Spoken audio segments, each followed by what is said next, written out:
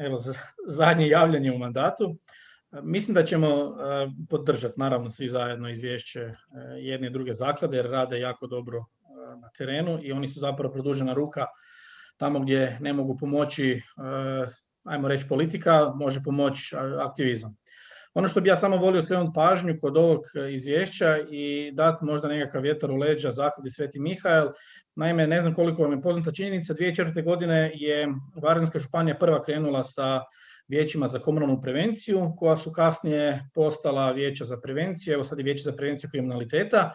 Imamo ih po gradovima i nekim općinama. Prevencija je zapravo najbolji dio usmjeravanja nekakvog javnog novca u sprečavanje, konkretnu prevenciju nekakvih devijantnih ponašanja. Mislim da bi trebalo poraditi na vidljivosti same zaklade Sveti Mihael i u suradnji sa lokalnim vijećima za prevenciju kriminaliteta osmišljavati programe za prevenciju, odnosno aktivnosti kojima bi zapravo pospješili nekakav aktivizam i angažman u lokalnoj zajednici, tim više jer malo me iskreno razočaralo da se nitko nije javio na natječaj zaklade i zbog čega je natječaj bio poništen.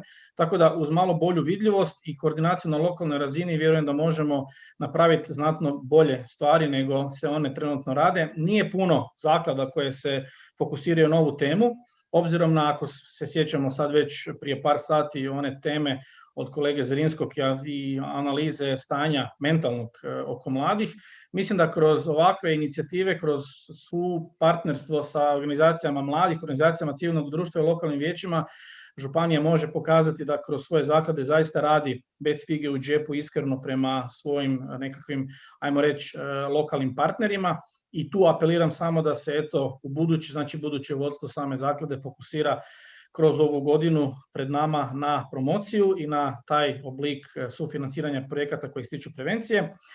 Naravno da niste mogli raditi bolje obzirom na koronu, obzirom na sve druge objektivne uzroke tog rada, ali i ono malo što se pokušalo napraviti, kad pogledate ove naše dvije zaklade, očito je da se ipak nešto napravilo i čestitam svima koji sudjeluju u tome, posebno donatorima koji brinu da stvar preživljava, živi i da bude dio naše županije.